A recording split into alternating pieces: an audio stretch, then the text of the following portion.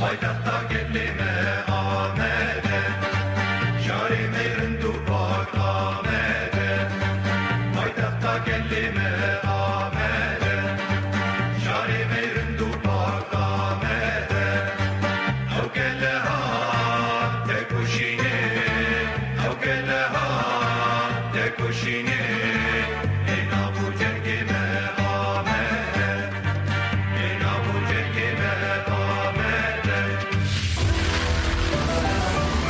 إيرا راديو تنجيكلا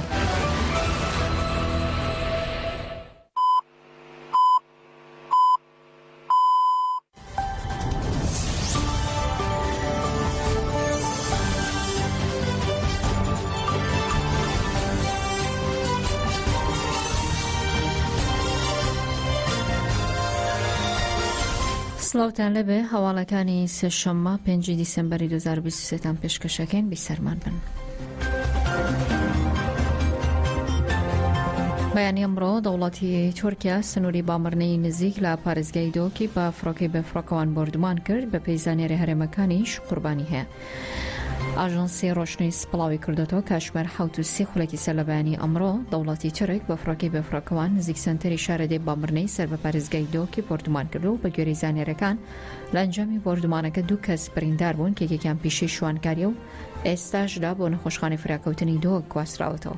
هەر بە پێی زانیاریەکان بردومانەکە نزیک بۆ لە شوێنی دانیشتوانی شارەدەی بامڕنەیە کە ترسی زۆری لە هەوڵاتیانی شارەکە دروست کردووە. جێگەی ئاماژەیە بامڕنەیە گەورەترین بارگای دەوڵەتی تورکیای لەیە کە لە ساڵ 1991ەوە لەو سنوورە جێگیر بووە تاوەکو ئێستاژە و پارێگایە سەرەکی ترین بارگای دەوڵەتی تورکیا لە ناو خاکی هەرێمی کوردستاندا لێو فڕۆکەی جەنگی و بێفڕۆکەوانەکان دەفڕن و هێرشەکان ئەنجام دەدەن دواتر دەگەڕێنەوە بۆ هەمان بارێگا.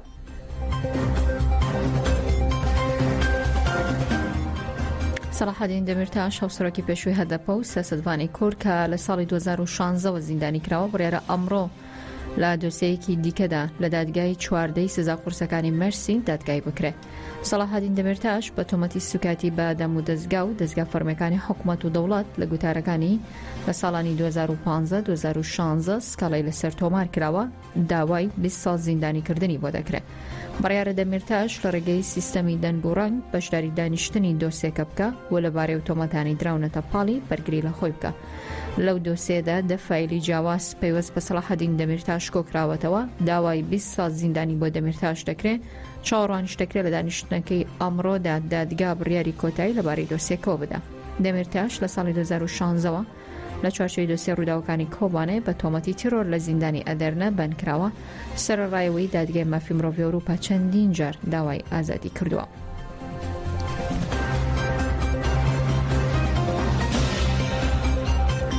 عایشە گوڵدۆغان وتەبێژی هەدەپە دەڵێ هیوایەک هەیە بۆ ئەوەی لە هەموو ناوچەکانی تورکیا بە کاندیدی خۆمان بەشداری لە هەڵبژاردنەکاندا بکەین ئەم بڕیارەش دەخێنە گفتوگۆ و هەڵسەنگاندنی بۆ دەکەین. وتەبێژی پارتی یەکسانی و دیموکراسی گەلان هەدەپە ئایشە گوڵدۆغان لەبارەی کۆبوونەوەی دوێنەی لیژنەی بەڕێوەبردنی ناوەندی پارتەکەیان ئاشکرای کردو لە کۆبوونەوەکاندا پێشنیار کراوە کە هەدەپە نەک تەنها لە باکووری کوردستان بەڵکو لە تەواوی ناوچەکانی تورکیا کاندیدی خۆی بەشداری لاڵبژاردنەکاندا بکە. ئەمەش لەسەر هیوا و خواستی خەڵک ئەم پێشنیازش گفتوگۆ لەسەری دەکەن و هەڵی دەسەنگێنن. ئێستاش دەستیان بە ئامادەکاری کردووە لە هەموو ناوچەکانی تورکیا بۆی بتوانن لە داهاتوودا کاندیدیاری بکەن.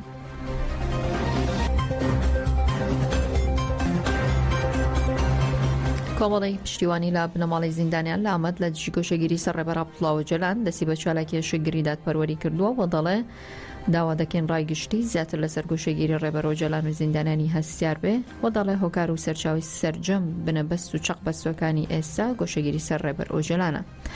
هاوسەرۆکی مەد توها فەتکەرەم چانپوڵات باسی لەوە کردووە لە سەرجەم لەقەکانی کۆمەڵی توهافەت دەست بە ئێشگری دەکەن و ئێستاش لە هەموو گۆشەگیریدان ئەو دیمەنانش کە بەڕێگری پۆلیس خۆڵقاوە بەڵگەیە لەسەرەوە. ئەماژێ بۆ شکرە ڕێبەر ئۆجەلان ماوەی 33 مانگە هیچ هەواڵێک نازانێ و زیندانیانی سیاسی بۆی سەرنجە ڕایگشتی بەرەو لای گۆشەگیر ڕابکێشن دەستیان بەمانگرتن لە خواردن کردووە.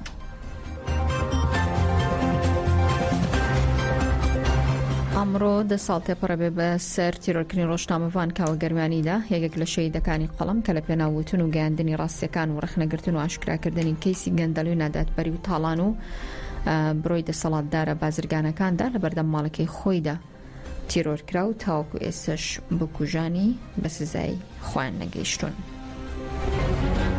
کاوە گەرمیانی شەهیدی قەڵەم و وتنی ڕاستی.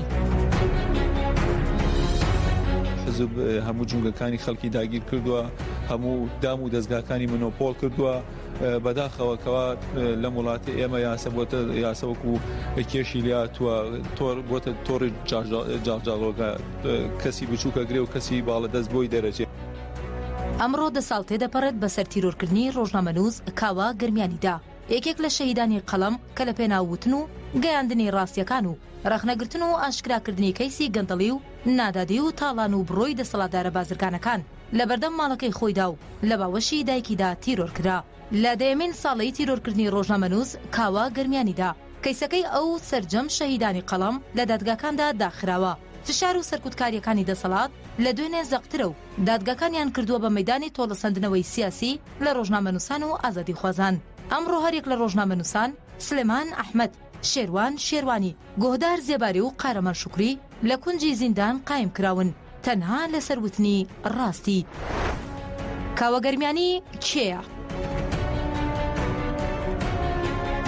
ئەحمەد محەممەد ناسراو بە کاوە گەرمیانی ساڵی 1970 لە ئاوارەیدا لە شاری ڕەشتی ئێران لەدایک بووە. ساڵی 1984 لە شارۆچکەی کەلار خراوەتە بەر خوێندن و تاپۆلی دوی ناوەندی خوێندووە. پاش ئەوەی باوکی ئەنفال کراوە بەهۆی هەژاریەوە و بۆ دابینکردنی بژێوی خێزانەکەی وازی لە خوێندن هێناوە و دەستی بە کرێکاری کردووە.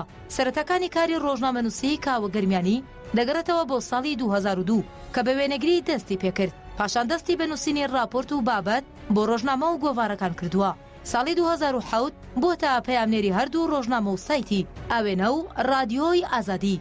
دواتریش کاری پەیامنێری بۆ هەریەکە لە ڕۆژنامەی کوردستان راپۆرت و ڕۆژنامەی ڕێگای کوردستان کردووە. دواتریش بۆ بە پەیامنێری ڕۆژنامەی گەرمیانی ئەمڕۆ. لە نیسانی ساڵی 2012دا کاوە گەرمیانی دەبێتە سەرنووسەری گۆڤاری گەڕان. دواتریش لە 10 ئەیلولی ساڵی 2012 گۆڤاری ڕایەڵی دەرکردووە کە خۆی سەرنووسەر و خاوەن ئیمتیازی گۆڤارەکە بووە و بەچڕی کاری لەسەر دۆسیەی گەندەڵی بەرپرسانی سنووری گەرمیان کردووە. تا ساتی تیرۆرکردنیشی بەردەوام بووە لەسەر بڵاوکردنەوەی گۆڤارەکە و کۆتا ژمارەی گۆڤاری ڕایەڵ بەر لە تیرۆرکردنی ژمارە 4 دەبووە. گەرمیانی لە کارە ڕۆژنامەوانیەکانیدا بنکۆڵکاری بۆ دۆسیە گەندەڵیەکان کردووە. لە ئەنجامی راپۆرت و لێکۆڵینەوە ڕۆژنامەوانیەکانیشیدا لە ساڵی 2011 کتێبێکی لە ژێرناونیشانی گەرمیان لە نێو بەڵگەنامە ڕەشەکاندا بڵاو کردوێتەوە. لەسەر کارە ڕۆژنامەنووسیەکانی چەندین جار ڕوبەڕووی هەڕەشەی کوشتن و لێدان و گرتن بووەتەوە تا دوجار لە شەوی 5/12 ساڵی 2013 کاوە گەرمیانی لە بەردەم ماڵەکەیدا لەلایەن چەند چەکدارێکەوە درایە بەردەسڕێژی گولە و تیرۆرکرا. بە بڕیاری دادوەر کەسێک بە تۆمەتی ئەنجامدانی ئەو تاوانە سزای هەتاهەتایی بۆ دەرکرا و تۆمەتبارەکانی دیکەش بەهۆی نەبوونی بەڵگە لە دژیان بە بڕیاری دادوەر ئازاد کران. دواتریش بە بڕیاری دادوەر کەیسی تیرۆرکردنەکەی داخرا. بەڵام لای ئازادی خوازان و کە سوکاری کاوە گەرمیانی کەیسەکەی بەکراوەی ماوەتەوە و داوای ئاشکراکردنی دەستی پشت تیرۆرکردنی کاوە گەرمیانی دەکەن.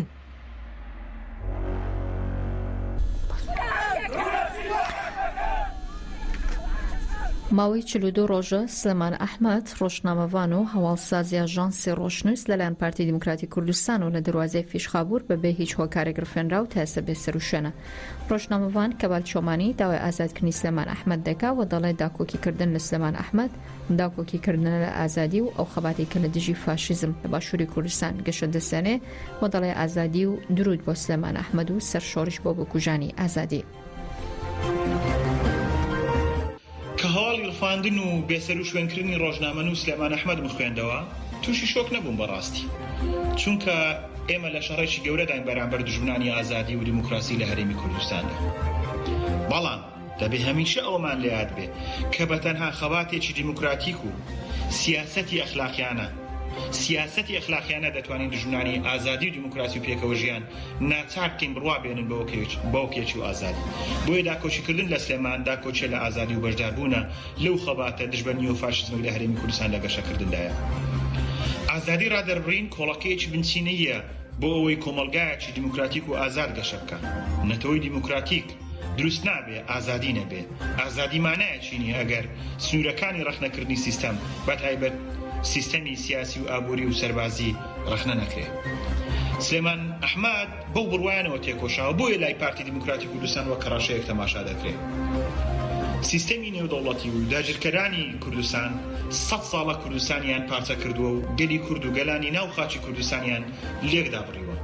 ئێستا تەنها پارتی و داگیرکەرانی کوردستان بە تایبەتتریش پارتی و تورکیا خەوڵ دەدەن ئەو سنوورانە قایمتر بن بۆ ڕێگرتن لێخستنەوەی ئیرادەی گەلانی ئازاد بۆ ژیانێکی بە کەرامەت و وەکیەک لەسەر خاچی کوردستان. ئازادی و درود بۆ سلێمان ئەحمەد و سەرشۆڕی بۆ بکوژانی ئازادی، ئازادی بۆ ئەوانەی کە لە هەرێمی کوردستاندا و لە کوردستاندا بۆ ئازادی تێکۆشن، بۆ ئازادی و درود بۆ ئەوانەی کە ئێستا لە زیندانەکانی حکوومەتی هەرێمی کوردستان لە هەولێرن.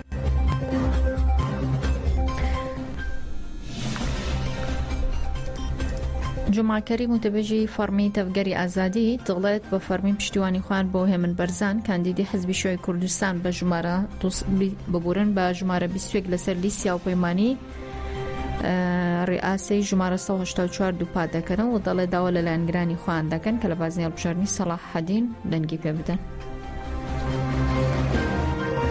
ئێمە وەکو تەفگەری ئازادی کۆمەڵگەی کوردستان ئەنجومەنی هەرێمی گەرمیان دوای چەند دانیشتنێک لەگەڵ حزبی شۆی کوردستان کۆمیتەی دروست خورمات و گەیشتە ئەو نەتیجەیەکەوە دەنگی تەفگەری ئازادی بە فەرمی لە پارێزگای سەلاح حەدین بۆ کاندیدی حزبی شۆی کوردستان بێت هاوڕێهێمن و داوا لە هەموو چین و توێژەکانی شاری خورماتوەکەین بێنە سەر سونوقانی دەنگدان کەس دوان نەکەوێت و دەنگ بدەنە هاوڕێهێمن لەبەر چەند هۆیەک ئەوەیە کەوا ئەم کاندیدێکی نوێیە تازەیە و گەنجە و کەسێکی چالاک و ئەکتیڤ لە ناو خەڵکا و خزمەتێکی زۆری بە خەڵکی خورماتوو گەیاندووە و کردوێتی و دڵنیای لە ئایندێشە بە هەمان نەفەسەوە کارەکە بۆ خەڵکی خورماتوو وتەینە ڕێکەوتنێکەوە ئێمە لەگەڵ حزبی شوعیە ڕێکەوتین ئەوەیە ئەم کاندیدە بتوانێت زیاتر خزمەت هەموو چین و توێژەکانی شاری خورماتوو بکات کە ئینشەڵڵا چووە ئەنجومەنی پارێزگاکانی سەلاح حەدین. ڕێکخراوی منداڵانی سەر بە نەتەوە گرتووەکان یونسێف دەڵێ بۆی بۆردمانەکانی ئیسرائیل بۆ سەر غەزە زۆرترین منداڵ بوونەتە قوربانی وەزیانی زۆر بۆ منداڵانە کەوتووە بۆی داوا لە هەموو لایەنێکی شەڕ کردەکەین کە ئاگربەس ڕابگەێنێ. جیمس ئەلدەر وتەبێژی ڕێکخراوی منداڵانی سەر بە نەتەوە گرتووەکانی یونسێف لە سەردانێکدا بۆ نەخۆشخانەیەکی کردی غەزە ڕایگەاندووە شتێکی باوەڕ نەکراوە و کارە ساتە مەترسیدارە دەبێنن بەسەر منداڵانی کردی غەزەدا هاتووە پێویستە ئەمە ڕابگیرێ و دەڵێ بەشی باکووری غەزە بە قورسترین شێو بردومان دەکرێ و ژمارەیەکی زۆر منداڵان زیانیان بەردەکەوێت دەبنە قوربانی بۆیە منداڵانی کردی غەزە پێویستیان بە ئاگربەستێکی مرۆیی بەپەلە هەیە.